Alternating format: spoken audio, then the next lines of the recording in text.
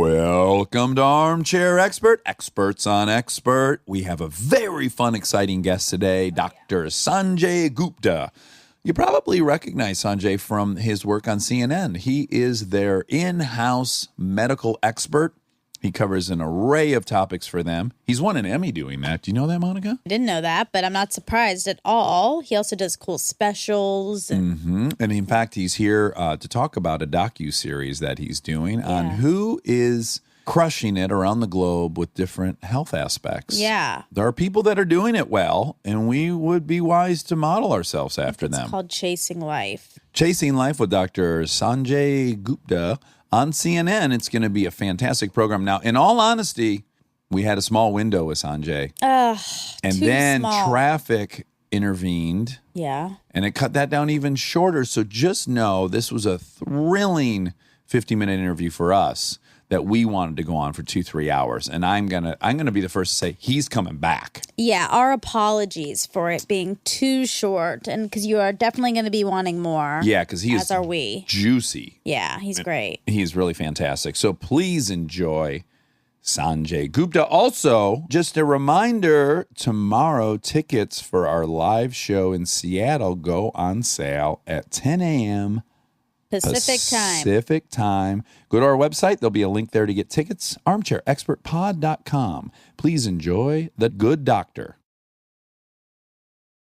He's an armchair expert. He's an armchair expert. He's an armchair expert.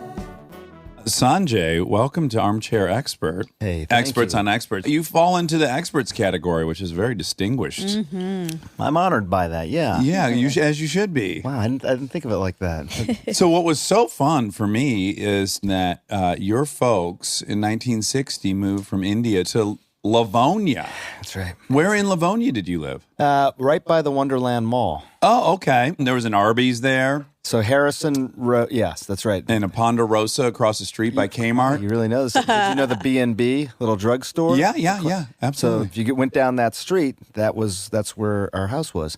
Now, it's interesting. They moved to just outside of Dearborn first. They worked at Ford, right? They're both Worked at engineers? Ford, yeah. Both? Both of them. That's really unique and cool. Yeah, my mom was a mechanical, my dad electrical, and my mom was the first woman ever hired as an engineer. Really? At Ford Motor Company. Wow. Yeah. Isn't that great? That's awesome. Yeah, it's pretty cool. Yeah. And she was a partition child in India. So 1947, there's this gigantic partition.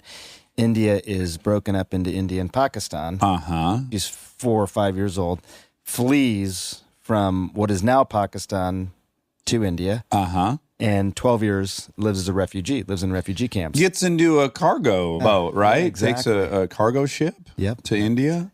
Goes down to Karachi, and it's funny when you live this life with her, and it's just so part of your thing, and you never really talk about it. And then I hear someone like you actually know the story. It's all wild. bonkers, right? It's bonkers, yeah, because it's just such a part of our life. But yeah, so she then decides she wants to be an engineer one day, which is what do you know what car she worked on in particular? Was she assigned to a platform or anything? yeah, she did a bunch of they had various cars. So the Taurus and the Taurus chassis was a big one. Shared with the Sable, The Sable, Mercury that's Sable. right. Uh-huh. You know your cars, yes. Yeah. They had a very exciting addition called the Show Taurus, which had a Yamaha the engine super in it. high output. Yes, marine Show. engine. Yeah, and every now and then she'd get to bring these cars home just as a test thing. Yeah. And I was, turning about 15, 16 at the time, so it was fantastic. We had a stepdad for a few years who was the ride and handling engineer in the Corvette group. So he not only brought home Corvettes before they came out, but they also owned all these competitive vehicles. So he would have Lotus Esprit, Ferrari, a Lamborghini Countach. That's cool. Yeah. Wasn't worth it in the end, but it was very cool. Right. But no, so Livonia now, my grandparents lived at off of Merriman between 5 and 6. Yep. And I spent all my summers there. And my grandma taught at Stevenson High, but you didn't go there. You went to Novi, huh? I went to Novi. We moved at some point in there, 8th grade, end of 8th grade. We moved a few times because it was Dearborn. We were in Livonia, and even with Livonia, we moved a couple times. And it's funny because I still go back, and I'm no family there anymore. My parents left, but I still go back and check out the old neighborhood. And it's wild to go back. It really is, right? Yeah. Well, first of all, there is such a specific atmospheric feeling in Michigan, especially if you're there like late spring, early summer. There's just a quality to the air for me that is so nostalgic. Yeah. And I find it intoxicating. So I too go back just to get that kind of high of that late spring, early summer feeling. I totally know what you mean. And it's funny because people talk about the Midwest and the values and it's just a good place and all that. Mm-hmm. And you can talk about all that, but you're right. There's something that's less easily, defined. It's the smell, it's the feel of the place. And there's something visceral there for me. Yeah. Now, Novi High, not a ton of diversity. I can't imagine that you had a ton of... I think I was the only Indian kid. I think I may have been the only kid that had any color in my skin at all. Sure. When I was going to school there. Interesting, I have a brother who's 10 years younger than me. He also went to school there, and it had started to change at that point. Yeah. But yeah, I mean, and it's funny, when you're the only person who's a person of color, you then are ascribed every ethnicity. Oh, absolutely. In the world, right? Yeah, you just fill in for all of them. He's like, is he Iranian? Sure. Is he Indian? Well, we have a huge Arab population in Detroit, so Yeah, I'm sure people right. thought you were Chaldean sometimes. Something, exactly. Yeah. It was all that. And it was a good school. I had a good experience, but I think no matter what, when you're the only guy that's different, there's, I don't know what I would call it. I guess it's more xenophobia, because it's not even, like, racism would imply that they somehow even knew what my race was. Sure, and then felt superior to that given race. This was more like, he's an other. Yes. An other. Yes. And so I'm going to have a fear of others, and so there was a little bit of that. And then, everything. So it's your name, it's the type of food you eat, it's your religion, it's your parents' names, it's just weird. Well, Monica as well is first generation, I know, and a half. Yeah, we don't really know how to say it. Her mother did grow up in Savannah, but dad did move from India. Gotcha. But Yeah. she's Indian, your mom. Yeah. Yeah. But they moved when she was 6, so she really grew up there. Monica's 100% pure. We did the 23andMe, and she is as pure as it gets. Yeah. Nothing else in Confirm there. that. Yeah. Proud of it. But she similarly grew up in Atlanta, Georgia. Mm-hmm. And so she very much wanted to be white. Did you? Is that true? Oh, yeah. Did everything I could to be as white as possible. Just to fit in? Yeah, I mean, I assume. I mean, it happened so early that I wouldn't really be able to pinpoint, like, oh, I'm doing this now. But I'm sure it was just wanting to fit in with everybody else and being accepted. How did your parents, how did those conversations go with them about that? Or did you even have conversations? If I could say as an outsider, very progressive, not as traditional as you would imagine. Oh, they're not traditional at all. But I mean, of course, when I would come home and say, like, I wish I had blonde hair or something, like, they'd be like, my mom would just roll her eyes at most of those comments, but she wouldn't really. We didn't really have many big conversations about it. I mean, I wish we had, because she probably could have said, like, why that was wrong, but she was just like, just okay. Just watch Friends and do all the white girl stuff. Yeah. But we had a guest on here, Reshma. It's kind of similar dynamic as Monica, and then went the other way. So it's kind of like you can either really assimilate, or you can attempt to assimilate and it doesn't work. So then you find your tribe. And in Reshma's case, she ended up hanging out with other Southeast Asian folks that she assembled kind of a crew of some Asian kids. And so, so what was your method? So it's interesting. I don't know how old you were when you wanted to be white, but when I was a kid, well, she's 31. Age 1, probably. But I wanted to change my name. Oh, sure. I wanted to be Steve. Sure. That's as American as it gets. Yeah, and it was Steve Austin. Yeah. $6 million man. Yeah. You're too young for that. You don't remember. I know it. Okay, all right. But Steve Austin. So, and my name started with an S. So Steve, it seemed like and that was going to fix everything. Oh, right? sure. Went to my mom. And it's interesting. I told my mom, and I think I was probably 6, 7 years old. And interestingly now, especially when I look back on it, her immediate response was, all right, let's do it. Like maybe that was a thing she could give me. Sure. Because she maybe recognized that maybe it is hard for, a little Indian kid in a very, very homogenous small town. I'm going to add blue collar to that mix, too. We live in a very blue collar town. Yes. Where we lived on Harrison Street, that street, this area, but that was blue collar town. Oh, my grandpa was in the Wonder Bread Bakery Union. Yeah. It was a lot of union workers, a lot of line workers, wonderful place to live. But that's what it was. And then she said to me, "Are you sure you want to do this?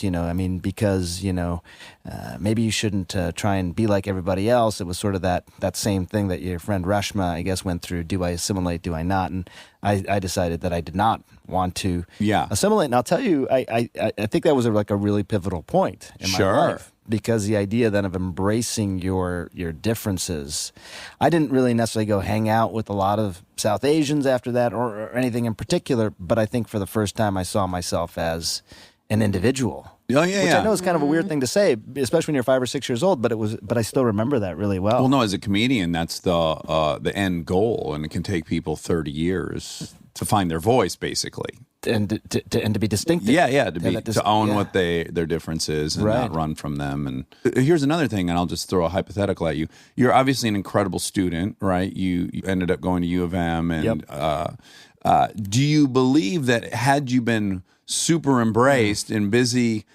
riding bikes and building forts with all the blue-collar white kids, would studies have had the same priority? Is your life on a different... Are you at a vantage point now that you could go, oh, well, that thing that was challenging probably defined me and made me the person I want to be? That's a really good question. I think that what I would say is that I think the difference was I was able to dig deep into topics that interested me, because I wasn't out building forts, riding bikes and stuff like that. Yeah. I think I could have done well in school without having to dig deep into those topics. And just saved all that for college, maybe? Yeah, right. And so I was able to have more interests. Some of them were academic, some of them were just interests. I got interested in history. I got interested in, I was thinking about medicine, but I wasn't sure, but I got interested in the history of medicine. Just like it's a pretty gory history. It is gory. Like, at what point do you think, okay, it's okay for me to cut somebody open and try and heal them? Like, sure. Like it's just that pivotal inflection point in medicine was so interesting. Or even didn't they, like during the Enlightenment, they would they were like paying grave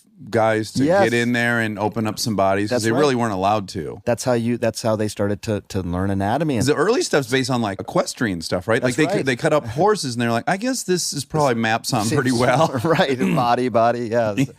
It was all animals. I mean, it was considered, just absolutely sacrilegious to think about opening the body.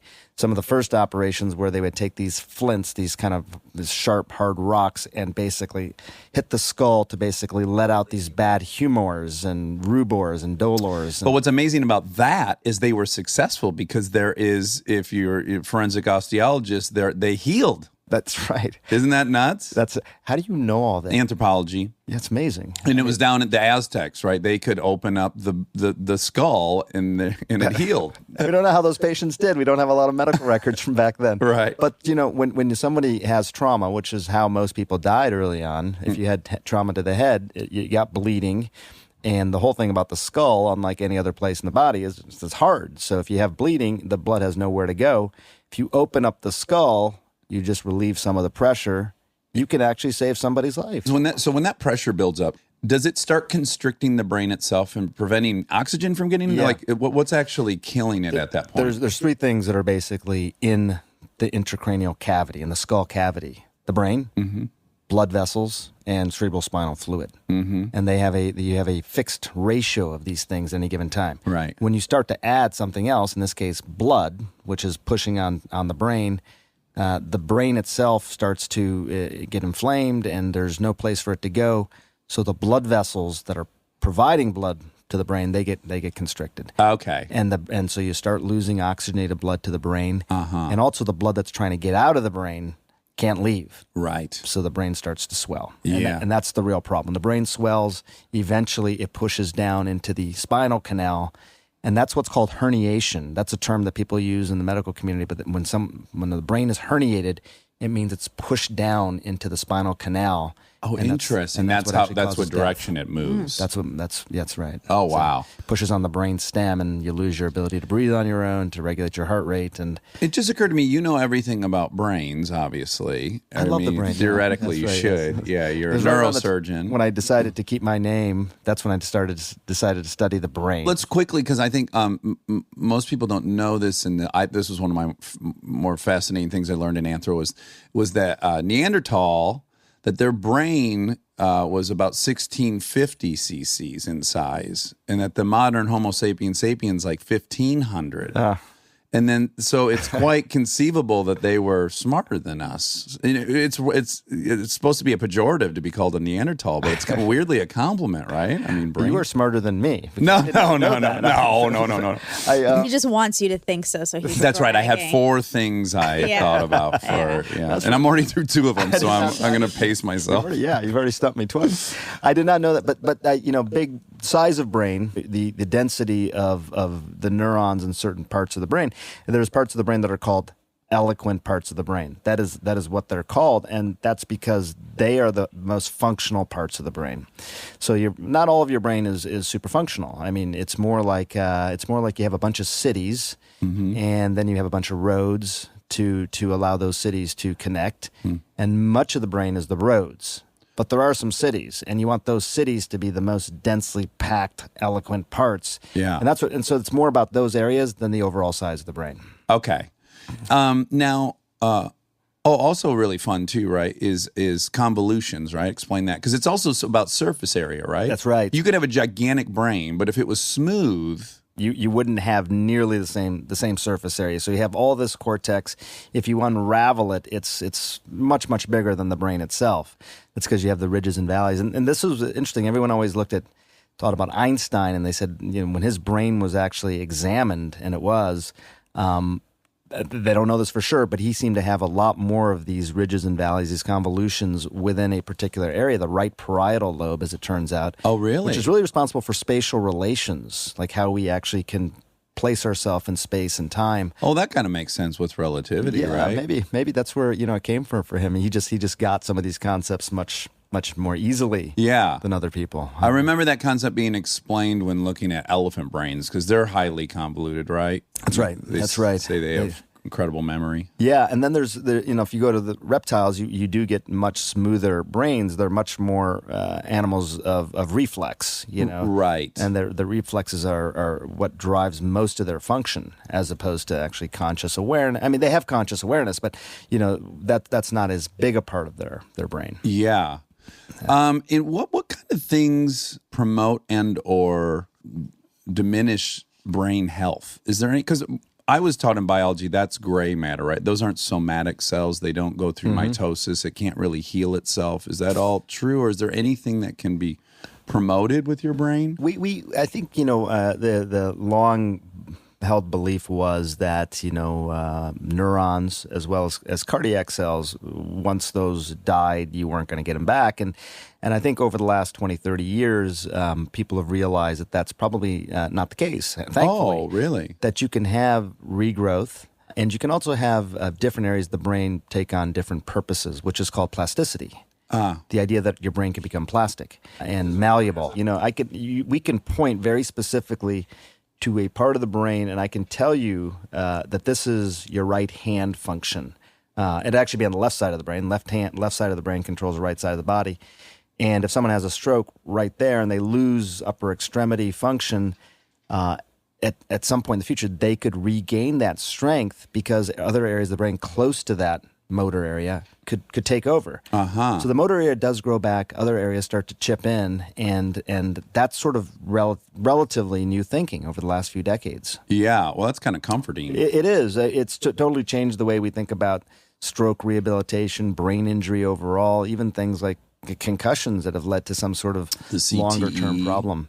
Yeah, CTE, exactly. Yeah. So CTE is a big deal. It is, right? Yeah. Yeah. 10 years ago, most people in the scientific community and even the neurological community didn't think it really existed. Really? So we have had a new neurological disorder in our lifetime that's been defined and now accepted, which is that doesn't happen very often. Right. But CTE, due to concussions, typically from significant blows to the head, is a new thing. Now, is it that the damaged brain itself in CTA is coming from each specific impact, or does it reach a critical mass where it now starts just destroying brain on its own?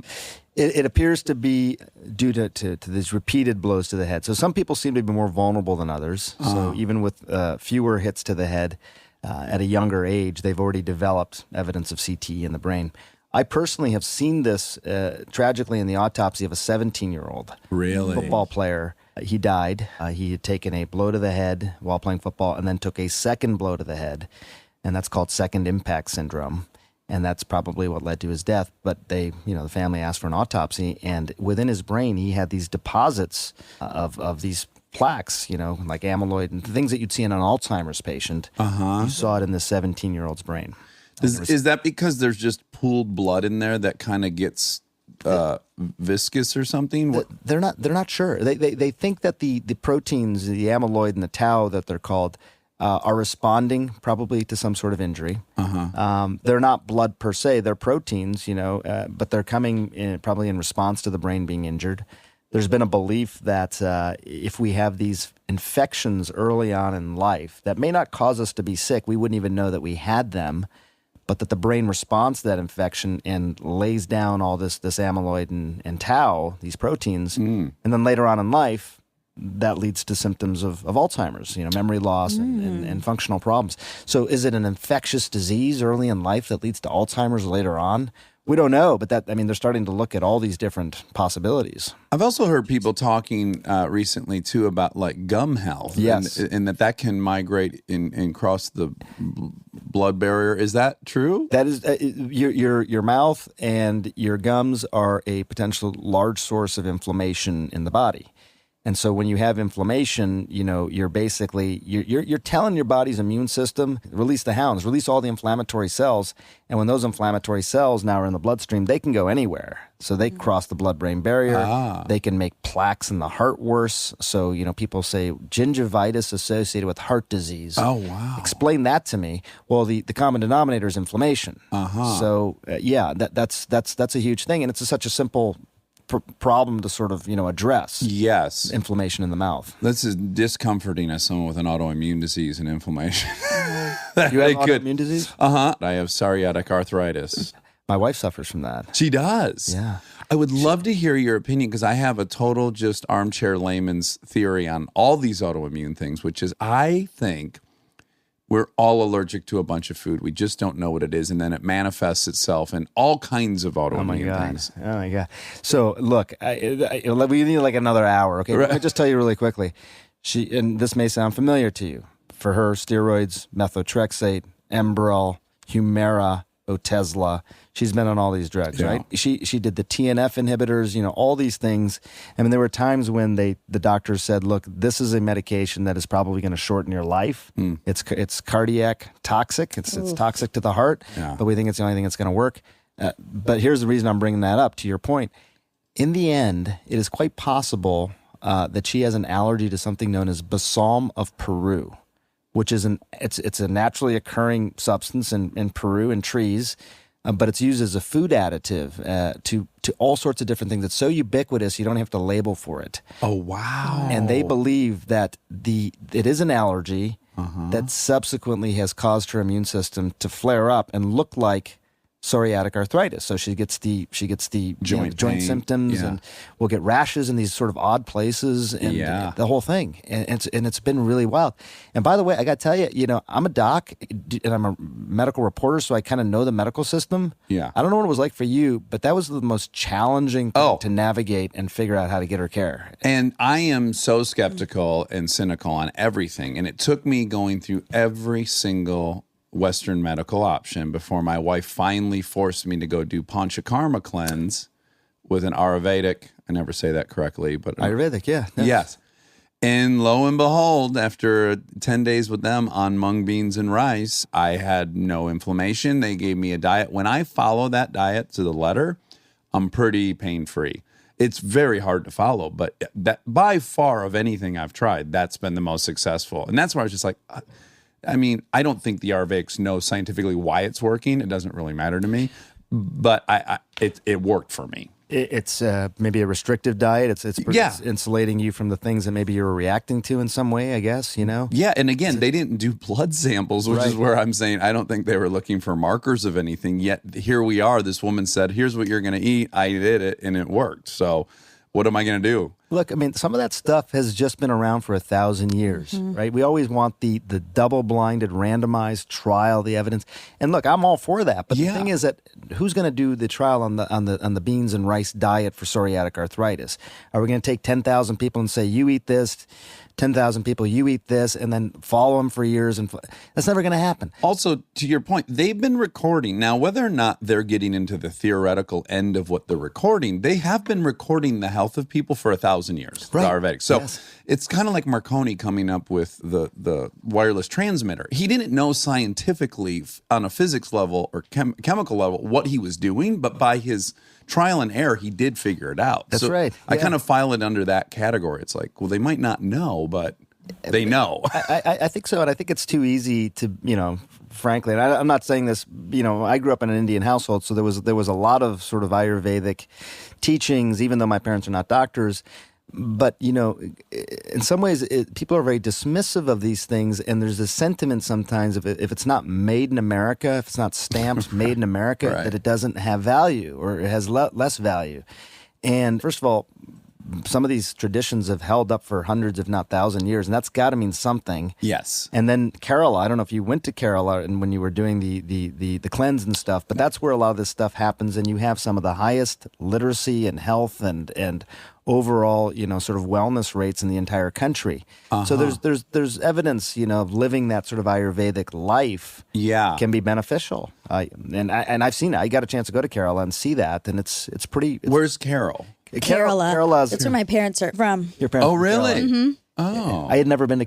It's funny. India's country, and then it's like 20 countries because you can go to different places, and it's like it doesn't feel like India. Yeah. Kerala's on the southwest coast. It's beautiful. It's just this really. Yeah. Well, ironically, her parents, when they visit Santa Barbara, they said to her, "Oh my God, we feel like we're home." I'm like, "What?" That's not what I think of when I think of India. But they do think of like water and beach and yeah. And probably like people who are healthy. Yeah.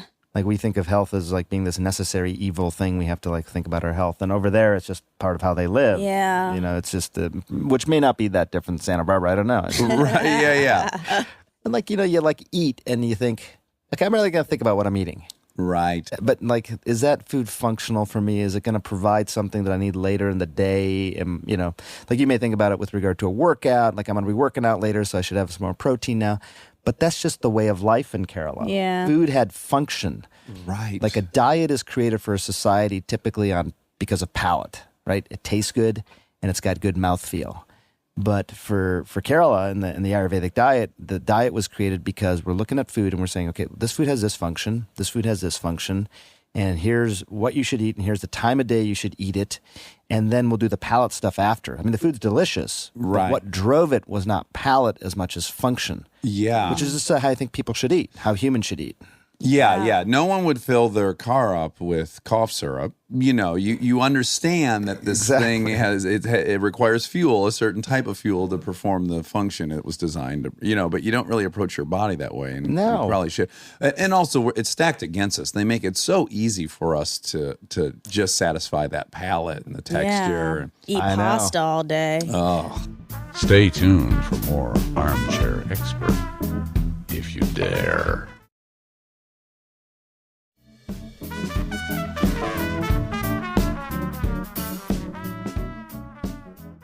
I got young kids. You have we have all daughters. All daughters. Yeah. They're sweet. I mean, it's the best thing in the world. It.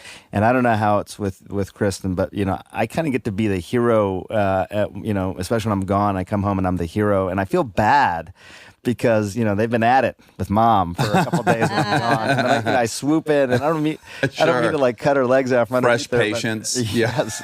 But she just gives me this look like, really? You're going to come in and be fun, Dad? All of a sudden, they've been arguing for 3 days straight. But it's just the way it goes. I know that relationship changes, there's ups and downs with, moms and dads with the kids. But right now, it's awesome. Yeah. It's What really ages good. are they? 13, 12, and 10.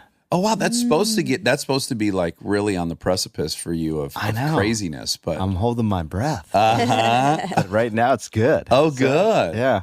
I have one friend who's an older friend of mine who has daughters that I witnessed go all the way through high school, stayed best friends and kind to each other. I'm like, it can happen. It can happen. I just know that all I needed to know is that it is possible. I have a brother. I had no sisters, so I never knew little girls. It just wasn't something that I knew. What has shocked me sometimes, and I don't know if your kids are still 4 and 6. 4 and 6. Okay. Yeah. So they're still young, but I'm amazed sometimes the way my girls and my wife talk to each other. Like, I mean, it's just, you're the meanest mom ever. I hate you. Whoa. Yes. And I will take them aside sometimes, and I will say, hey, look, first of all, we're not friends, just we're your parents. Just let's be clear on this. Yeah, this is there's no equivalency in this relationship. Number 2 is that woman over there will be your best friend one day. So please don't say anything that you're going to like kick yourself 10 years from now and say, I wish I hadn't said that. Yeah. Just don't say anything you're going to regret, I guess. But it's amazing. Well, moms and daughters. there seems to be a predictable pattern. And there's moms and daughters, and then dads and sons. For me, that was a very dicey.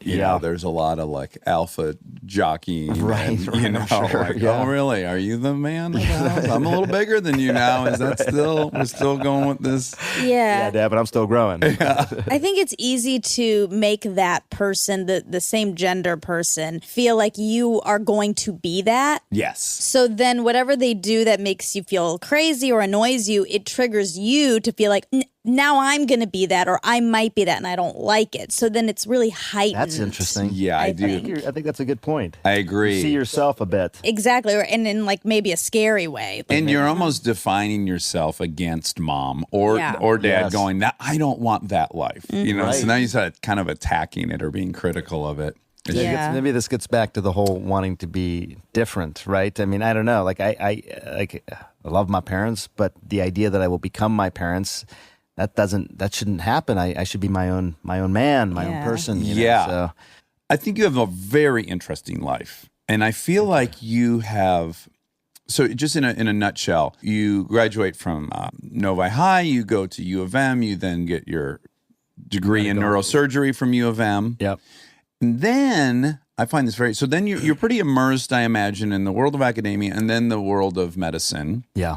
And then in 2003, you go to Iraq with the invasion of Iraq and become a doctor there. How did that come about? I had been practicing medicine. I was writing a lot on healthcare, and I'd become a journalist, mainly going to talk about healthcare policy. That was my interest. I worked at the White House writing about those Before issues. 2003? Before 2003. Oh. Yeah. Back in I worked for the Clinton administration. Late 90s, I worked at the White House. Oh, wow. And it was all healthcare. Really, healthcare was a big issue for the Clintons at that time. And when I started working as a journalist, I was thinking it was going to be healthcare policy. That was my interest. And then 9/11 happens, and the invasion into Iraq and Afghanistan. And I was always interested in how people get cared for in war zone settings. But all of a sudden, I was there as an embedded reporter, and as it turns out, the only neurosurgeon also within the area that I was reporting.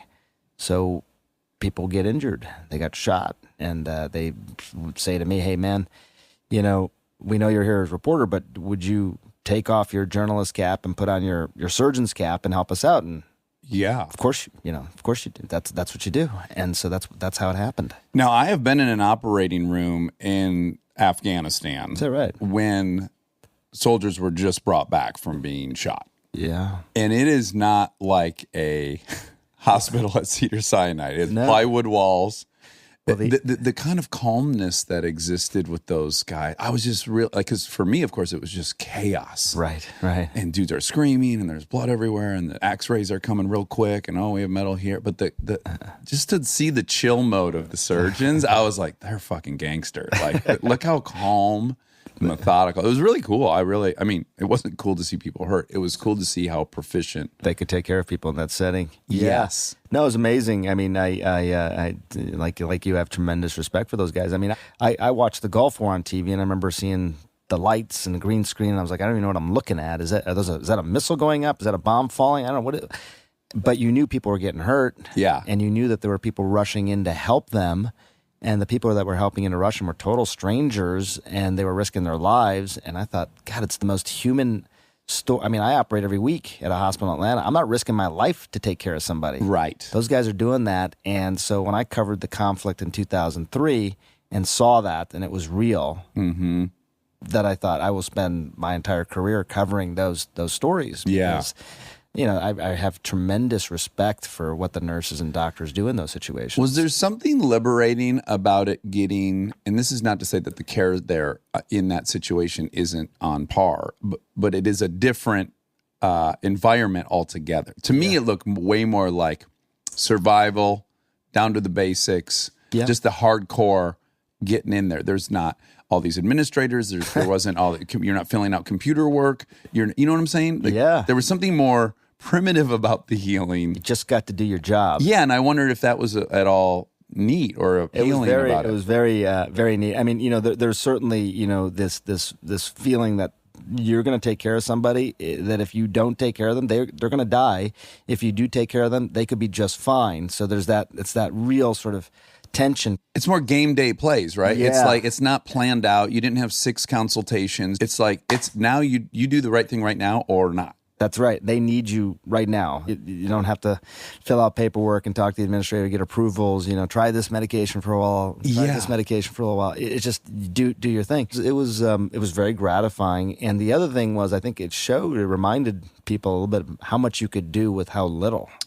You know, I mean, we have so many resources, and it's wonderful. Cedars-Sinai, UCLA, all these hospitals, it's great. Yeah. But it does make you realize that we probably use a lot more than we really need. You can get things done with a lot less. And frankly, in most parts of the world, that's what they do.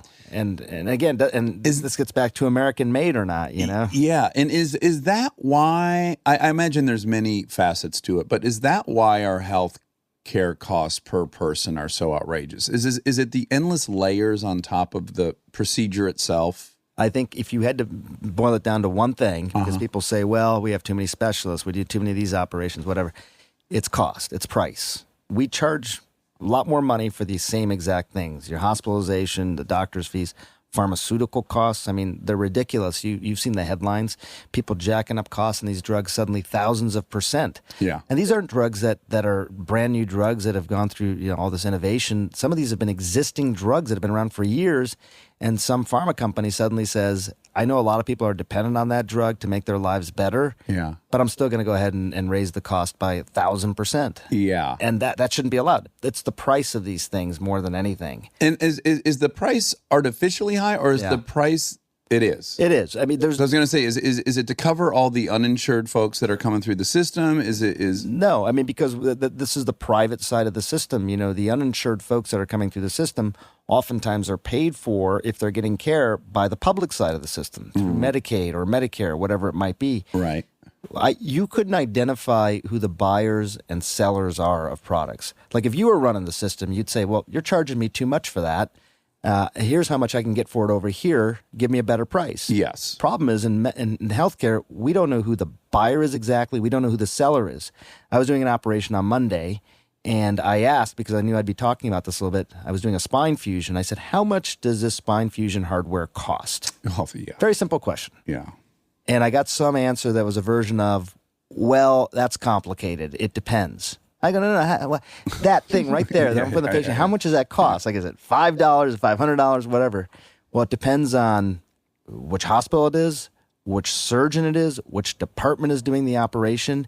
It is so opaque. And then who's the buyer there? Is the patient the buyer? Am I the buyer? Is the hospital the buyer? Yeah, I should be able to go online and order my device Yeah. myself Yes. and roll up with it in a sealed bag and go, hey, I bought the thing. Ultimately, I think the consumers or the patients in this case will probably be people who drive that change in ways that, like you just described. If you're suddenly the one who's, like I actually seeing a bill here, you may go out and negotiate that price, and you're going to be able to do that better than a hospital system could, better than a doctor could. Yeah. Because we're not, Medicare can't even negotiate drug prices. They just pay whatever the pharmaceutical company tells them to pay. Yeah, that aspect.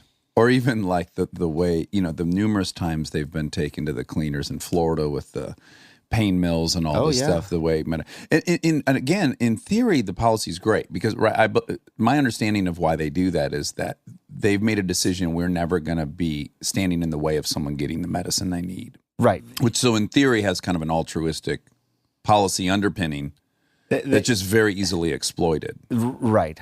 There can be good things certainly that come out of these sorts of decisions, but the problem is that the ramifications overall for our healthcare system is that there are a lot of people who don't get what they need as a result. Yeah. If the decision was made to say, hey, look, we don't want to get in the way of people getting their medications, great. I appreciate that it was not malignant motives that started this. The problem is that you got tens of millions of people in this country who don't have reliable access to health care. Mm-hmm. And look, if you and my wife didn't have reliable access to health care with this autoimmune thing, I mean, some of these drugs were $30,000 a year. I mean, it was ridiculous. I mean, there's no way we could have possibly afforded that. Yeah. And that is the reality for tens of millions of people. So, we have a healthcare system where 100 years from now, people are going to go, so let me get this straight. You guys were so good at innovating and creating these new drugs and these new treatments and procedures, and you can scan things from the moon and whatever, and then the people who really needed it couldn't have access to it? Yeah. And somebody thought that made sense, that was a good idea? These same geniuses, that could create that stuff. Right. They're so good at innovating, but the idea of actually making it valuable to people, having relevance in their lives. Well, I want to ask now a very, very provocative question. And I've now firsthand witnessed, I've done this twice with my dad and then my stepdad. Is part of this issue that we have a hard time accepting that people are going to die? Mm-hmm. To me, it seems like we spend a really disproportionate amount of money, resources, and time on people in their last year of their life. Like we just throw the kitchen sink at someone with, in my dad's case, small cell carcinoma. Well, he was going to die in 3 months, really, no matter what anyone did. And at best, maybe we were going to get 6 months out of it. But I was just watching the fucking dump truck of money and options and all this. And I thought, he's now consuming more medical money than I will probably my whole life until I'm in the same situation. Right. Could we clean up a big chunk of this by just getting more realistic about, hey, people die? Can you even absolutely vocalize on that? Yeah, no, I mean, it's we spend most of our healthcare dollars in the last couple of years of life. That's very true. That's I think what is interesting is that it's such an emotional decision, right? I mean, this example I'm giving, I don't mean it to minimize in any way, but I love animals. I have a dog, and my dog, 14 years old, got lung cancer. Uh-huh. And we did everything. Heavy smoker? Yeah, actually, I did wonder why I got what is it in our house? It's a little scary. But he had lung surgery. And people, friends of mine, your dog got lung surgery. Sure. Chest tube, he had a chest tube, and we did everything for the dog. And we knew, I mean, that it probably wasn't going to really extend his life, but we also felt like we couldn't not do it. Uh-huh. And I'm just being totally honest with you. This isn't a healthcare policy comment. This is more just a personal comment. Sure. And maybe, I haven't gone through this with my parents, but, part of me, I do wonder, you want to try everything. I mean, hope is a very powerful sentiment, when it comes to this. And you always feel like there might be something right around the corner that could help them. But do the adults have to say, guys, we're spending 45% of our resources on people that live one more year? Well, this is untenable. Let me tell you something that I think was really interesting. You may know this, but when the Affordable Care Act got passed in 2009, one of the things that was originally in there was a completely paid for visit with people over the age of 65 and end-of-life counselors to sit down and say, okay, here, let's go through things. If you have this diagnosis, if you find yourself in this situation, it was like a living will plus a lot more. Yeah. And it was an opportunity for these patients, while they're still healthy and in their right minds, to really lay out with their families and their doctors how they would want to be treated if they really got sick. Yeah. And there were studies that found, and they did this in other countries, that it dramatically lowered healthcare costs, that people were much less likely to seek aggressive care, and when they were told what the likelihood of their outcome was going to be. Yeah. You know what those things ended up getting called? They got called death panels. Oh, yeah. That was Yeah, the death yeah, panel, yeah. right? When you heard, you're going to pull the plug on grandma, that's what Obamacare is going to do. It's going to pull the plug on grandma because of these visits that were going to be covered Yes. to allow people to talk about Start end of life. processing that situation before they're in Exactly. the middle of it. Yeah. And coming up with a game plan. That side is the masters at titling things. I got to give it up. I'm for death panels. No one's going to say that, right? Right. Or even the estate tax, changing the term death to the tax. death tax. And all of a sudden you see poor people going, like, yeah, don't take away that billionaire's money. And you're It's like, all oh, the wow. messaging. Yeah, it's really brilliant. Stay tuned for more Armchair Expert, if you dare.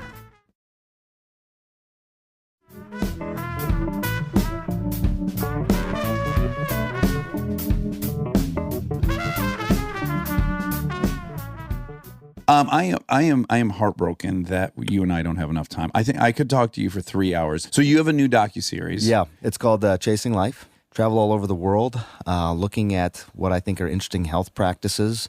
You know, it's based on this idea that we spend, trillions of dollars on healthcare in this country, and our life expectancy has gone down 3 years in a row. We're 23rd in the world. We're expected to continue to drop, and yet there are places around the world that live happier, healthier, longer lives than we do, and I kind of want to know what they're doing and what we can learn from them. Yeah. So I traveled the world finding those things and immersing myself in them. And That's always a very frustrating thing for me, is that we can visually see people Yeah. that are doing something better than we're doing, and then no willingness to adopt that. yeah. Even I look at, like, in Scandinavia, right? Your health records are not public, yet they're not closed, right? So they can do these epidemiological studies in 5 seconds. Like, we're over here debating whether or not this certain vaccine gives results in autism, and they figured out in 20 seconds, oh, let's just look. We can look. Oh, no, it doesn't. You guys have been arguing about that for years. It's pretty amazing, how they approach healthcare overall, the types of data like that they can give the people. But just, you go to these places that people live a lot better than we do. Yeah. And it's true. Even Kerala in India, it's amazing when you look at what is possible and what we could reasonably adopt into our own lives here. Yeah. It's not that hard, some of it. I mean, we love the home run, we love the touchdown, we love the big play, Sure. but sometimes you ignore the little plays that can have that huge, huge impact on your life. Is there one thing you would say that everyone should be doing daily that would help within these long-term effects? I'll give you two because there's like a million of them, right? But Okay. One is, I think, when you think about your diet, this isn't necessarily about being vegan or not being vegan, but eliminating processed foods and added sugar. I mean, people say this all the time, but when you look at countries where they have far less heart disease, far less diabetes, far less dementia, Yeah. the diet is such a big part of it. The other thing I'll tell you, and this is going to sound a little squishier around the edges, but there's a lot of other countries like ours, right? They eat the same foods. They've had the same economic challenges. They've had the same labor force and immigration issues, and yet they continue to increase in life expectancy, and we continue to go down. And I think it's places that have really invested in the social fabric of a place where people found their tribes, like you said earlier. You have your people, and I think in the States, it's become this sort of rugged individualism that has Yeah. become the Yeah. mantra. And loneliness and social isolation is a really toxic thing. And we haven't really known how to define that. Yeah. But you see places where people live similar lives to us, but they have the social cohesion, and it really seems to buffer them from the problems. Well, that we're a suffering. social primate. Right. We We're were social designed to creatures. live a very specific way. Yeah, And we've made it easy to not live that way. right. Yeah. Right. When does this air? This starts April 13th. April 13th, and it's called Chasing Life. Chasing Life, and it's on CNN? CNN. Yeah, Yep. because you are deep in bed over there, and we are happy about that. Yeah. It's really fun to hear your opinion, and you're very trustworthy. And Thank you. Appreciate it's that. the You gotta Lavon- come back. You We got to need come you back. for Yeah. I think we could do longer. 2 I feel like we're hours. just settling in. Yeah, know. yeah. But that's the Livonia in you. It's really shining. It's shining strong. So, Sanjay, thank you so much for coming in. Well, and pleasure. Thank please, you. watch the docuseries. I'm sure it'll be fantastic. Thanks. Thank you. And now my favorite part of the show, the fact check with my soulmate, Monica Padman.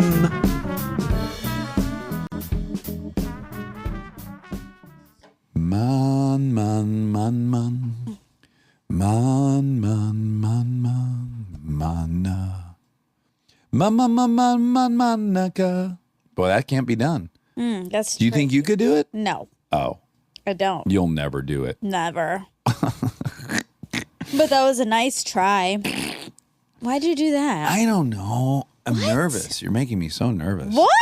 About what? I'm waiting for you to flip. Why are you farting? You're very in the mercurial. mic? You're very mercurial. I'm waiting for you to lash out at me. Don't say that. Look at that. Even made you mercurial. Yes, because okay. Ugh. You push people and test people and trick people and also trap people. Entrapment. That's mainly what you do. Okay. And then you act like you're right. But then now you're here to point out when I'm not right, which is quite frequently. Yeah. Oh, before we get into this yummy fact check, I need to apologize to our Mormon listeners. Yeah, we made a mistake. I was cavalier with my details, and I made a mistake. Yeah. It was pointed out to me by a lot of people that Mormons do not believe Jesus was born in the USA. Now, a Mormon did tell me they believe everything the Bible says, and that when Jesus died, when he ascended into heaven, they believe he then appeared to Native Americans and prophesied in North America. Right. So I just want to say I was wrong, but I didn't pull it completely out of nowhere. I got confused. It was the visit after the resurrection. You knew there was some North American visit by component, Jesus, but you yeah. didn't know. But again, You were wrong. I definitely was wrong. Also, I hope that I do not wish to offend anyone of any religion. I think I try to be balanced in my critique of all religions. I'm very open about the fact that I don't believe any of those texts, any of the religious texts. But I certainly didn't mean to single out Mormons, and I apologize. Great. And I apologize for not fact checking it. Oh, okay. Yeah. Great. That's really my job, and I didn't do it. So, sorry. What did we do this weekend? We watched. We're we're watching watching the the OA. OA. Yes. We're watching the OA. Yeah. And With then, our friends. And then, of course, this weekend, Game of Thrones starts. Yeah. So life really takes a turn this Sunday. Yeah. It's very interesting because I don't remember anything that's happened in that show. No, and in fact, 2 nights ago, I started rewatching season 7. And boy, it was like I was watching it for the first time. I kept thinking, like, I'm probably going to get bored because I know what's going to happen. I don't. I don't know what's going to happen. Yeah. It's so dense. You just forget it all. Are you watching with subtitles? No. If I go back to rewatch, which I would like to do, I'm going to watch with subtitles. That might help with all the confusing names. I think it will help with that. Yeah. I'll tell you what I was reminded of, which makes me so happy. The Hound. Oh, the Hound. So I got obsessed again with the Hound. I was reminded that the Hound's my favorite character. Right. And then I was by myself in bed. I Googled what he looks like in real life. Oh. He's a handsome guy. He is? Yeah. Yeah, he's good looking and he's a big gentleman. Right. That's why you like him. I do like him. And he's, I think he's like, he was a painter in Scotland or something. Oh. Yeah, with his hands and stuff. You know what I'm saying? Like he did sexual stuff? No. Like he can build things and stuff. I like that. I like when guys can like build things and handle their business. Sure. Yeah. I could care less about that. That's not true. I could care 25%. You think it's hot when a guy's like building some shit? Yeah. But I don't. Yeah, you're right. I do. Okay. I do. It won't be emasculating to people who aren't building. Is that your fear? Well, yeah, because I don't want it to be like that's the hot thing. It's like a guy who can like build a shed. But let's just say this. So I see what you're saying, but let's just say you find cyclists hot. You would no problem say I find cyclists hot without fearing that everyone who doesn't cycle now feels less than. Yeah, so it should be the same with building. Yeah, Yeah.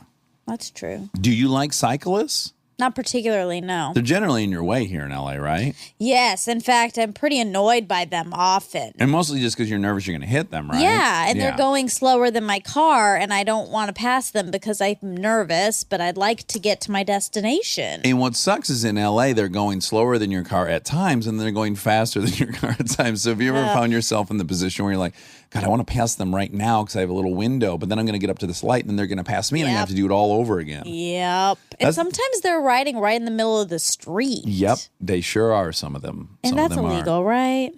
I don't know the rules on it, but when I ride my bicycle on the street, I am hugging the curb. I'm not trying to get in anyone's way.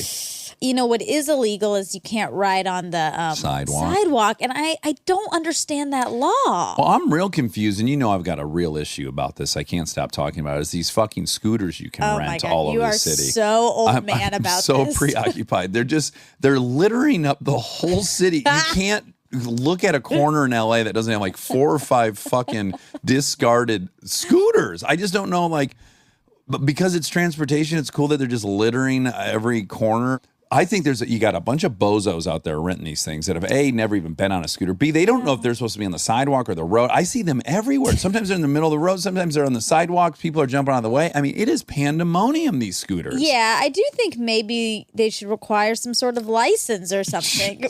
Something, because it's total chaos with these guys. They're jumping curbs. They're half the people I see, I can tell they are not comfortable on them. They're like out of control. They go like 25. Yeah, they go too fast. Yes, it's too fast for someone who's not adept at a scooter. Yeah. In LA traffic, up and down the sidewalks. But I like what it represents. It's like anyone can get anywhere. That part's cool. It's democratizing, I guess. Yeah. And conceivably, it's cutting down on traffic. Exactly. I think that probably was the original point. I'm sure that was the sales pitch where the city said, sure, you can litter these fuckers all over. Just leave them in the middle. I'm waiting for some asshole to get off at a stoplight in the middle of the road and just leave it in the center of the street. I guarantee you'll see it. No. It's so funny that you care about that. Isn't it? Like, why do you care about that? There's also other things littered all over the street that you don't care about. Like what? Homeless people. Oh, boy. Okay, well, I do care about them. It doesn't. And I'm concerned about them. You're really not championing that cause. Well, no, I work with PATH. I've donated money to PATH. I've done move-ins for PATH. So you can't say I haven't. You're adjacently. Yeah. I mean, I've done it to make my wife happy. Yeah, but it doesn't me take too. away the fact that I gave money and stuff to them. Right. I'm not taking Well, away you're trying that. to take away my contribution. I'm not. But do you think you're an advocate for homelessness? I don't know how I feel about homelessness, to be totally honest. Exactly. Well, Ethan at work last week brought up, I guess apparently some thought experiment by Jonathan Haidt, who we love. Height, yeah. That if people want to live on the street, is it up to us to impose our will on them that they shouldn't be living on the street? Like if there are any kind of proposals where there'll be housing built and then it'll be mandatory that they leave the street and get into those houses, his thought experiment is like, morally, is there anything wrong with living outside? I guess I'm probably fucking up his whole point, but this is what the conversation ended up being at work. Okay. Which Ethan was saying, look, if someone loves living under the overpass, who are you to say that they shouldn't be doing it? Like, what ground are you standing on? What's your moral high ground here? Mm-hmm. You'd have to probably say they don't know what's best for themselves, which gets into a big liberty thing, and I don't know. I wish I knew the exact numbers, but many of the homeless population here is probably not with a mind that they could make that decision. Well, I can say this because in an anthro class, I had to do a ethology on Skid Row. So I hung out there for a couple of weeks and I interviewed all these people. And I can just tell you my thing, 90% of the people I talked to were either addicts. Mm-hmm. That was the vast majority. They're just addicts. Yeah. If you're an addict, I know addicts, and housing's not the issue. Yeah, but and then another significant percentage, of course, was people that had been in hospitals or institutions for mental illness that were now just roaming around the streets. Yeah, that's a problem, I think. I don't think those people are choosing, like, if I could pick anywhere in my life to live and I'm weighing pros and cons, I'm going to pick under the overpass. I don't think that's happening. I can't imagine making that decision, but I can't presume to know if someone might not prefer that. Here's You're walking down the street here, you see them. You see. Oh, I see a ton. Yeah, they're Yeah. all over right by my house. Yeah, they are. Most of the ones, because I often will give them food, like when we order food for a party, I'll go under that viaduct and drop off like a shitload of sandwiches, you know? Mm-hmm. Generally, the person I give it to is pretty high. And I'm like, Right. I don't know if they're really hungry for a sandwich. Or they're really hungry. No, they get hungry? Oh, that's No, they're that'd be high. pot. Yeah, they're Well, not yeah, smoking weed. You're still hot. Yeah. Here's the crazier one. You know the feeling I had after watching Wild Wild Country when the Rajneeshis invited all those homeless people from all over the country Yeah. to live on the compound, and it couldn't be done. They started having to drug them because people were getting violent, and it was not the right decision, but they decided to drug them. Mm-hmm. Eventually, a couple of them choked Ma Sheila, my girlfriend, almost killed her.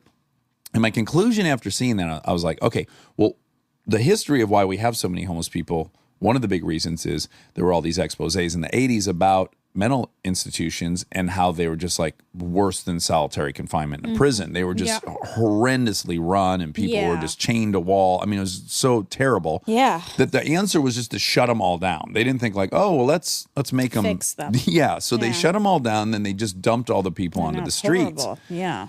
So then I was thinking, okay, well, it's not better for them to be in some leaky, damp fucking isolation in a mental hospital. Yeah. The streets are a better option for that. In LA, at least, it's warm. I'm driving around all day long. I'm seeing thousands of them a week. I don't see any violence. You're not seeing it in the news all the time. Well, It's no. not like a huge violence problem. And then I was like, well, even if you built a beautiful compound up in Oregon like the Rajneeshis did, you send them there, that won't work. And I started thinking, is this the best solution? I think the solution is you can make those places better. Make those places institutions. livable and rehabilitative as opposed to a horrible place. That I just don't wonder doesn't if have to be that. well, I guess the big thing is, can they leave? And if they can't leave, then they're incarcerated. And Yeah. if they can leave, would they just leave? I have a hunch that a big chunk of people would just leave and choose not to live in an institution. They'd rather just be walking around downtown LA. I don't know if they would rather. We don't know if we haven't had the option of having good care. Yeah. I also think a lot of cities have built the housing, and I think there's like fiscally conservative people are opposed to that. Like, why would we give these people all these resources and not people who are like working, but they're under the poverty level, but they're actually working? So great. That's a logical thought. But in those cities where they've built lots of housing for them, the toll that they take on the emergency room visits, on the police department, on the arrests, when you add up all the expenses of someone incurs living on the streets, it's much cheaper for us to actually just have housing for them. Mm-hmm. So in that case, it's still more, or some of these cities at least, it's more fiscally responsible. Also, those people are complaining about the problem. Those people are complaining. Like they don't like Yeah, they don't seeing like that there's a bunch people of everywhere. homeless people everywhere. Sure. So if you want a solution to that, Yeah. that's the solution. It's going to cost money. If you're fine with your city just having homeless people everywhere, then Well, that's where I'm actually, myself, I've been exploring that thought. Like, is it time for me to just be fine with this? It seems weird, right? And it seems yeah. defeatist, like I I've don't surrendered. I don't think it's a good place to get to, no. That you're okay with seeing people on the brink of death, basically. Only and if not you know wanting they to have help them. Well, only if you know they have options, that options exist and they're not taking them. Then it's a pretty guilt-free assessment, I think. No, Yeah. that person wants to live under a bridge. Yeah, I just don't think we have that Right. at all. Only after we would have all those services would we know. I think so. Okay. Well, that was a big tangent. So he was talking about his mom was a partition child. The partition was in August 1947. British India won its independence from the British and split into two new states that would rule themselves. The two new countries were India and Pakistan. East Pakistan has since become Bangladesh. The partition of India forced millions of people to leave their homes to move to the other state. This was the largest forced migration of people that had ever happened, which was because of war or famine. His mom was all caught up in that. Yeah. I watched a little bit of episode of his CNN show where he went home with his mom, who had not been there since she was 8 years old. Oh, or really? 6 years old, yeah. And she knew the house she lived in. That's it was really crazy. wild what she remembered. Yeah. And she said that, which came up on the podcast, that she left on a cargo ship just packed in with people. Right. Oof. Steve Austin, Stone Cold Steve Austin, professional wrestler. Yeah. He acted like I didn't know who that was, but I acted that way? no, he did. Oh, he did? He just said you're too young. oh, but you know Stone Cold. Yeah, I think that's just like a name in the zeitgeist people know. You think he's reached the Hulk Hogan status? I think. You know Hulk Hogan, Andre the Giant, Yeah. Stone Cold, Yeah. Dwayne The Rock Johnson. Sure. That's There's one probably other it. one. Goldberg. I feel like I know that one even though I didn't watch Goldberg, I don't wrestling know. then. That's a guy. He's a big one, right? Yeah, Goldberg? WCW guy. Yeah. But he's not a name that everyone knows. Well, you also know there's a lot of Stone Cold Steve Austin jokes on Good Place.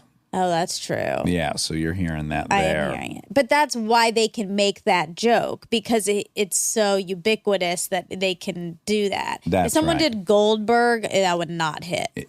And you know Stone Cold Steve Austin's thing is he'd come into the ring and he'd have 2 beers and he'd fucking pop them open and slam 24 ounces of beer right in front of everyone. Yeah. And then get to wrestling. That's a cool move.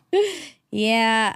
Yeah. I wish, I just don't You don't like that wrestling. part? Oh, you don't like wrestling. I just don't. That John Oliver piece was really funny, though, where he's like, it's just good, okay? It's just good entertainment. He kept showing clips of all the things that were happening. Yeah. Yeah. He was critical of Ed McMahon. That's not his name. Vince. Vince McMahon. Ed McMahon was the guy Johnny who brings Carson's the checks. side. Well, that too, yeah. Yeah.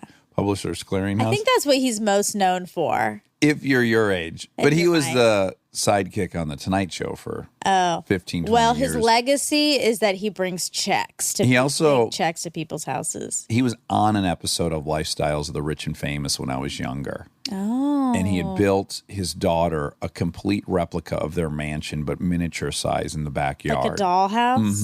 That she could walk around in and stuff. What? Yeah, it was probably like 1,000 square foot miniature version of their big house. And it was on makes- Lifestyles of the Rich and Makes Famous. no sense. Why would you build a small house of... It's not The like she same- doesn't live there. She lives in the big house. It should be a different house. Maybe he wanted to give her the experience and pride of owning the house and my being God. almost to the ceiling in the house. Maybe being a giant. I do wonder when the people, because certainly that they don't live in that house now. Someone bought a house and there was a miniature version of the house in the backyard. Do you keep that? I'd be creeped out. I probably would keep it though Me because too. someone put a lot of effort in that. That's right. Maybe turned into some kind of an animal. But I'd be scared Shelter. that a girl ghost would be living in there. Okay, in a little white dress. Yeah, scary. Yeah. Was that like Cribs before Cribs? Yes. Okay. Robin Leach was the host Okay. of Lifestyles of the Rich and Famous, and I loved that bet, show. yeah. Oh my God, did I love it. Yeah. Seeing all those lifestyles of I those know. rich and famous. There's something so titillating about that. I know. It's just, you're just dreaming like, oh my gosh, if I had a mansion, a miniature version of the mansion in the backyard Yeah. for my child. Yeah. Okay. So you said something about the Aztecs, and I couldn't find anything. About brain surgery? Yeah, but you said like the hitting on the heads, and then it was cured. Well, it's I not that didn't it was. understand. Yeah, so they've found all these skeletons that Yeah. date back 15,000 years. Uh-huh. And they have found skulls that have clear incisions in them, which would be one thing. That could be an axe wound or whatever. Mm-hmm. But then they see that the bone healed itself. So the person survived that brain procedure, that skull procedure. Got That it. the bone grew back over where the incision was, which proves that they were doing it and the patients were living. I see. They were successful at these brain procedures. Got it. Yeah, I couldn't find anything about the Aztecs and medicine. I found a little bit, but it wasn't what you were talking about. I could be wrong. It was an we would have said Amerindian. I don't know if we still do. Oh, But- Native American. but South America, Machu Picchu, the Moche, all these groups. I Right. think it's more the Machu Picchu folks, whoever inhabited that. Okay. Neanderthal. I say Neanderthal. Yes, you do. Neanderthal. Brains. I can't do it. I won't It's do fine. it. I don't want you to. I know. I'm that way about a lot of words. I just won't do it. Yeah, don't do it. Okay. Neanderthal brains, Mm-hmm. you said were 1650 cc's in size, and that the modern Homo sapien brain is 1500. Yeah. From what I could find, Neanderthals are known for their large cranial capacity, which at 1600, the average cranial capacity of Homo sapiens is roughly 1300 cubic centimeters. Ooh. Yeah. So an even bigger. Gap. Yeah. That's changed because when I learned it, it was 15, but that's fine. Yeah. Yeah. But it's a big gap. Yeah. It is a big Now gap. the question is the brain, are the right parts bigger? Right. That's what he was sort of saying, is it doesn't, size isn't really what matters. I have a very provocative theory that's not good. The majority of Neanderthals lived in Gaul and Germany, Eastern France and Germany. Okay. And it is now known that they didn't go extinct. They interbred with Homo sapiens. So they were absorbed into Homo sapiens. Germans, they're great at engineering. They really are smart. You look at Einstein and a lot of our chemists and engineers. They got something going on over there. And I think that 1600 brain CC has been absorbed in that population. That's why they're so good at math and engineering. Yeah, They're also, I don't think when you go to that's true. Germany, like those guys are a little stouter and their forearms are bigger, which are all signature signs of Neanderthal body type. Okay. So I think that the Neanderthals really alive and well in Germans. Okay. He said that size is not an indicator. It's not the only indicator, right? Right. I mean, also But if their brain was the exact same design as ours, but just bigger, they would be smarter. If the neocortex was the same proportionally. if their cities were denser, then yes. Yeah. But there's plenty of gray matter and all of that. Yeah, I'm just saying if the brains all being equal and one's bigger, then they're going to be smarter. And there are tons of people in Asia who are amazing at math. I would say the majority of the good math people are in Asia. They're good at practicing math. They're not great at inventing new theorems and driving the discipline forward. That's not the same thing then as being your creative portions are not necessarily the same thing as your math portions. If in you're your creating brain. within math, yes, then that part of your brain is not only understanding all But the the current math, but innovation- able to comprehend a math that no one else has even comprehended yet. Yeah, that's true. Yeah, I don't think that's true. I guess my point would be you could get a computer to do math better than any human, but you can't get a computer to invent a new math or the theory of relativity or... I mean, some people would say otherwise in regards to AI, that eventually that AI will be able to. In the future, it might be able to. I'm just saying currently it can't. Right, currently, yeah. Okay, balsam of Peru. Ooh. Yeah, also known and marketed by many other names, is grown in Central America, primarily in El Salvador and South America. Used in food and drink for flavoring, in perfumes and toiletries for fragrance, and in medicine and pharmaceutical items for healing properties. It has a sweet scent. In some instances, it's listed on the ingredient label of a product by one of its various names, but it may not be required to be listed by its name by mandatory labeling conventions. It can cause allergic reactions, with numerous large surveys identifying it as being in the top 5 allergens most commonly causing patch test reactions. May cause inflammation, redness, swelling, soreness, itching, and blisters, including allergic contact dermatitis, inflammation and soreness of the mouth or tongue. Ooh. Yeah, lots of yucky stuff. Lots of stuff. And he was saying this was the thing that was triggering his wife's That's what psoriatic arthritis, yeah, that's right? what they thought. Yeah. Yeah. I think. Yeah. I'm so glad that he was up for that theory. Because I really think that's what's going on with everyone. So we talk a little bit about Ayurvedic medicine, and you say like you don't know if they know the science behind it. Right. But I feel like they do. Like, I think in the same way that the way that we're measuring things out based on chemical pills, basically, I think they're doing that with herbs. Like, they know, oh, this causes, when I see this. Yeah. I think they're essentially doing the same thing. I agree with you. The result is the exact same, but their explanation of why this ingredient may trigger inflammation might actually be a metaphysical reason or a spiritual reason, as opposed to the chemistry. They'll never say, oh, well, this binds to this receptor and this hemoglobin then does this. Yeah. It doesn't matter because the result's the same, but they might give it more of a metaphysical reasoning for why it's doing that thing. So that's kind of my point, is that they might think, like, there's all these, it's a Brett Weinstein thing, that you can have a truth that is founded in an error, but by doing it, you can have a result that's positive. Remember he was talking about that? Yeah. But I guess that's what I want to maybe not say. We don't know that what they're basing it on is an error. It could be in total. We don't. It's just not done in a laboratory. They're not breaking down chemicals and explaining to you why it's happening on a biochemical way. They're not, but they are in some ways, like more turmeric is anti-inflammatory. Like, it is like these herbs and these things do this to your body. Yes. So in that way, to me, it's like the same, and theirs is just over so long of observation to figure out those things. Yeah, their approach is all trial and error. Yeah. That's why I paralleled it with Marconi, which is like he did create long wave wireless radio. Yeah. But he didn't understand what was going on with the physics.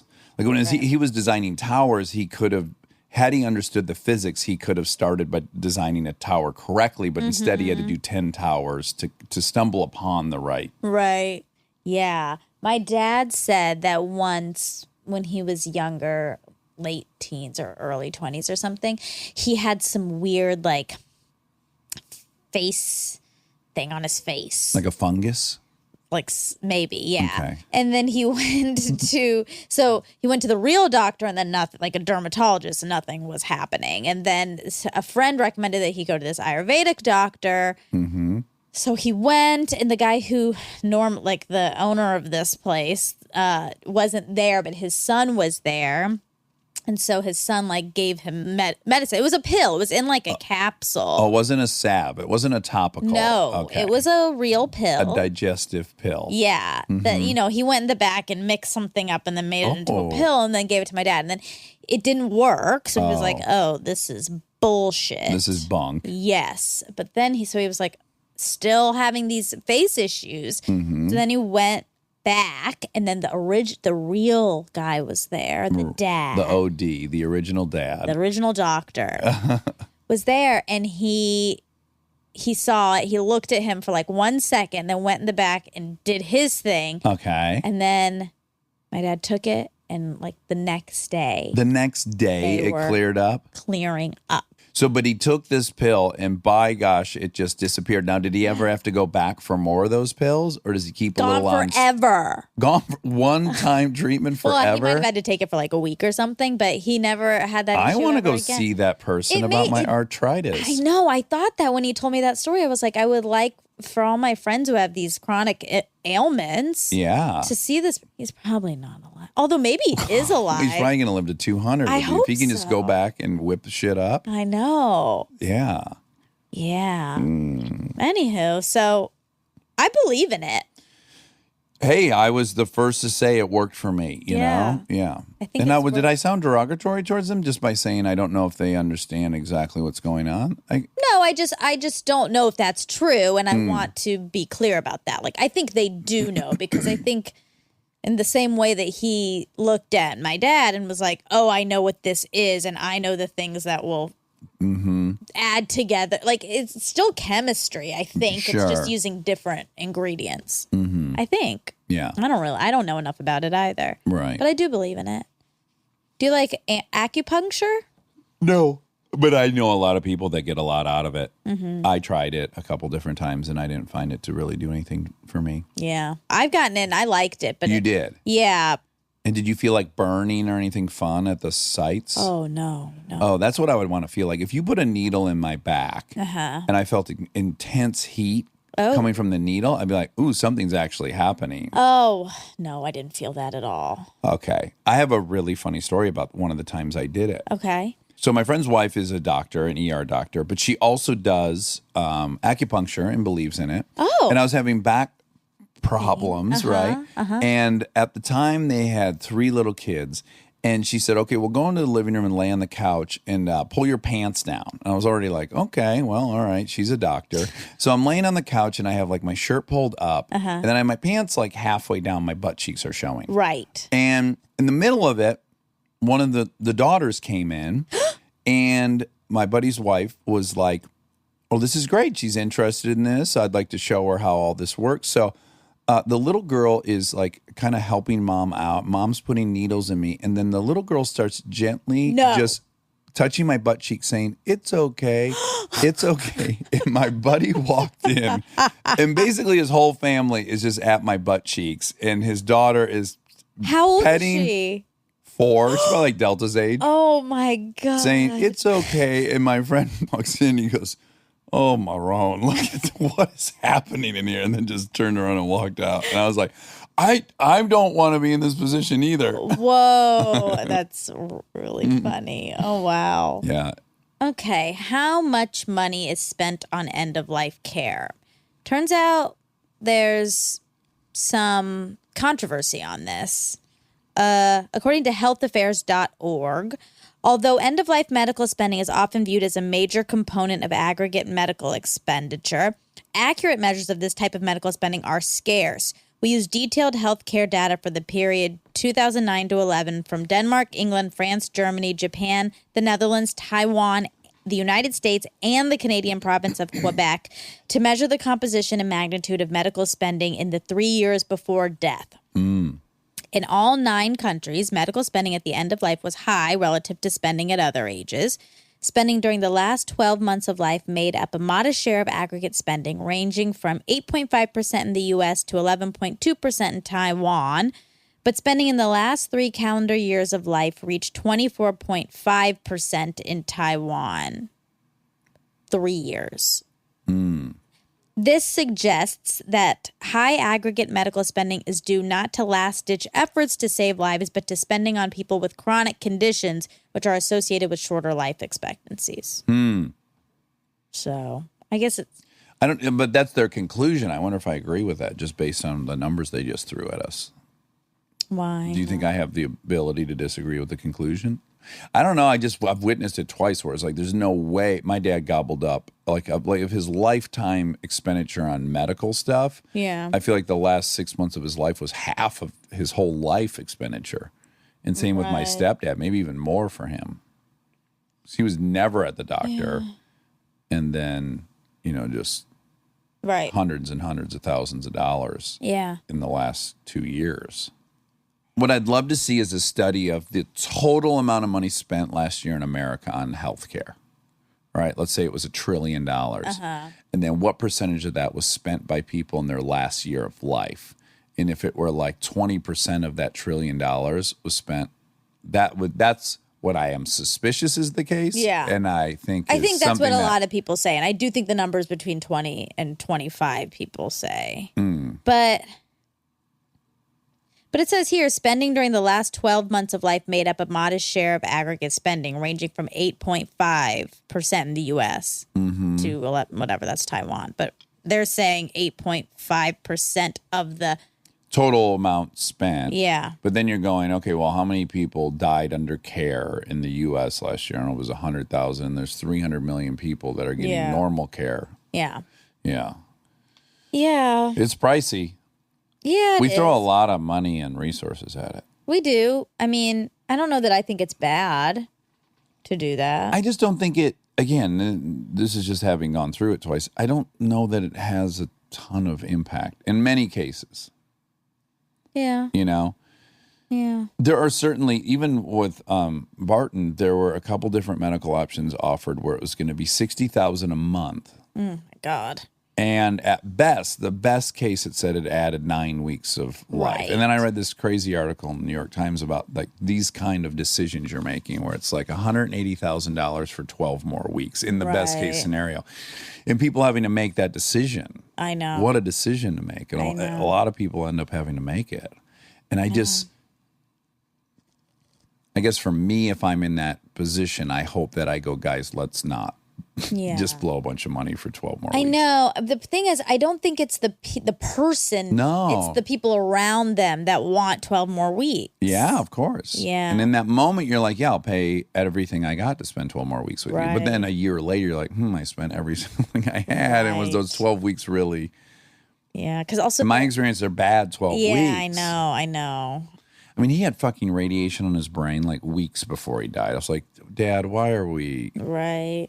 And Like, he wanted to keep going. He did. They did. came in and the guy was like, look, you have considerable cancer in the brain. And I said to the doctor, I said, is it, the only reason I would say yes to this, is it more painful for him to die of the brain cancer than it would be the lung cancer or whatever one of these cancers? Sure. And he said, no, that's not like one's more or less. And I was like, then I don't see Yeah, why you'd then want to go why? through radiation. And then he went through all that radiation. And all it did is just he slid downhill very fast after the radiation. And it was Yeah. all this money. And I don't think it helped anything. And he Yeah. died weeks later, I know. So for me, that was like a bad version of that. Right. And when it all depends like under what lens are you evaluating it. So it's in a bubble on its own in a vacuum. Yes, you just do it, right? But then when you start looking at the fact that maybe there's 300 million Americans and that we have a finite amount of money we're going to spend, and are we going to spend, a big chunk of that on people that, going from 12 more weeks to 16 more weeks versus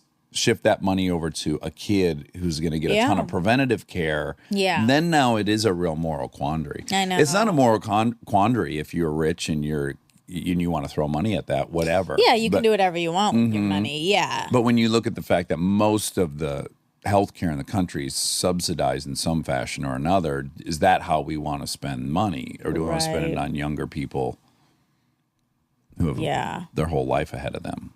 Well, yeah. I mean, it's also weird. It's also tricky because in our system, like the young people are paying for the old people to have that. So I guess Yeah, that's how the pool works. Yeah. And is that fair, I guess? estate tax and Death tax. Death tax. An inheritance or estate tax is a tax paid by a person who inherits money or property on the estate of a person who has died. The term death tax was first coined in the 1990s to describe estate and inheritance taxes by those who want the taxes repealed. Frank Ian Luntz is an American political consultant, pollster, and public opinion guru, best known for developing talking points and other messaging for various Republican causes. His work has included assistance with messaging for Newt Gingrich's Contract with America and public relations support for pro-Israel policies in the Israeli-Palestinian conflict. He advocated use of vocabulary crafted to produce the desired effect, including use of the term death tax instead of estate tax and climate change instead of global warming. Interesting, right? Very effective, both. Yeah. Both of those. And what's funny for me is I am personally opposed to estate tax because I already paid taxes on this money. I made the money. I gave half of it to the government. This is now my money. You took your half. Yeah. And now you're going to take half again if I want to give it to my kids. Yeah. So I hate it. Right. With that said, I also recognize where the country goes if we're just passing on multi-generational wealth to people who don't have to do anything, and then other people are born and they don't have that. So I think the system invariably would become hugely lopsided if we weren't Didn't have taking that. back half that. Yeah. Yeah. Yeah. So ultimately, I think for society and the country, it's a good thing, even though I personally don't want That makes sense. my kids to pay it. Yeah, that makes sense. That's all. That's it? Yeah. All right. Well, I sure hope he comes back. Me too. We did not get enough time. No, he was yummy like you've all. Yeah, exactly. Yeah. Like time just boogied by with him. And he kept dropping these little nuggets like he worked for the Clintons and all these things that we could have just talked to you about for so long. Went to war. Yeah. We talked a little bit about that. Yeah, but how cool to be there as a journalist and then just start operating on people. I know. To have a real skill like that, Yeah. that no matter what you're in town doing, you're on vacation, you're there Yes. as a journalist, and the need arises and that you got to spring into action. It's kind of like a superhero. Well, I like it. I know. I always think that on the airplane, like when they have to be like, is there a doctor on here? And I'm like, oh my God. And I'm always so happy when there's a doctor and there's always one. They're And flying everywhere. I'm so happy about that. And I do feel like that. I'm like, thank God there are people out in the world with that skill that can save someone on an airplane. Yes. Has that ever happened? I have to you? imagine a lot of them are in a dicey situation, though, because like if you're an oncologist and they say, is there a doctor on a plane? You have to say, yes, you're a doctor, Yeah. but you might not know shit about clearing an airway. But they know, they do. They, They all still have know? some basic knowledge. Better than us. Way better. Okay. And I think I would be what willing if they've to. been drinking, though? Those most certainly been drinking. You know, they're on that airplane. They're not expecting to see any patients. I And then all of a sudden they know. have a patient. They're probably, again, still better. Still better drunk than a regular person. Than me dead sober. Yeah. Although I do think I could perform a Okay. tracheotomy I mean, if necessary. no. Yeah, you hollow out a ballpoint pen, a Bic pen, and then you just slam it into the esophagus to get that air in there. I'm willing to do it to save your life. Well, please ask around if there's a doctor before you start. No, I also have poking the me fantasy- in the neck with a pen. You know, I also have the fantasy that they're going to go, is there a pilot on board? And there's not. Oh. And then I will volunteer. I think of anyone on the plane that's not a pilot that might have the best chance of landing it with instruction from air traffic control. I think I'm the guy. Why? I have this fantasy all the time. I'm like, I'm so good with mechanical devices. I could definitely land this plane You are if coached to do so. So confident. Well, let me ask you: would you, if do you want, would you rather you land it or me? Definitely you, of course. okay. But I don't know who else is on the plane. I'd have to hear everybody else's story. Oh, we don't have too. time for that, Monica. We'll just go, oh, this guy races motorcycles and cars. He's certainly the next in line to land this airplane. I don't know that. What do you think, those the things are the stewardess or the same. stewards? I actually probably would. Somebody No. who's on a plane all the time. The and has being some on the plane experience does no. doing that. They need a field with throttle, with thrust, with braking, all these kind of things. That I just saying. If I'm on a plane and they need a pilot, I'm the guy. If there's no pilot. Also, I flew in a helicopter in the passenger seat, and he let me fly for a minute when I was on without a paddle, and I did a darn good job. Okay. Without any instruction. Okay. And I was like, if all hell breaks loose, I'm the guy out of Lillard, Seth, and I'm going to fly this helicopter. Yeah, helicopter. I think Seth, because he sits in that cockpit all the time. He says he likes doing that. Remember, he said that when he was on He the was air. sitting in the jumper seat of the Yeah, airplane. jumper seat, yeah. I That's in the still think cockpit, I've right? driven with him. I still think you'd want me to land the helicopter. And that's no disrespect to Seth. He's an amazing person. But it's not this. How do you know? It's not. I'm going to ask Kaylin. We have a friend who's a pilot, and I'm going to ask how similar of our it is friend to group. driving No, a car. I make no claim that it's similar to driving a car. I'm just saying I've raced. I don't get nervous. okay. I've been in the shit. Off-road racing is there's a river where there wasn't one when you pre-ran. Yeah. I'm used to like shit's going sideways and I'm staying calm. Okay, stay that's the calm. ingredient you need to land the plane with no training.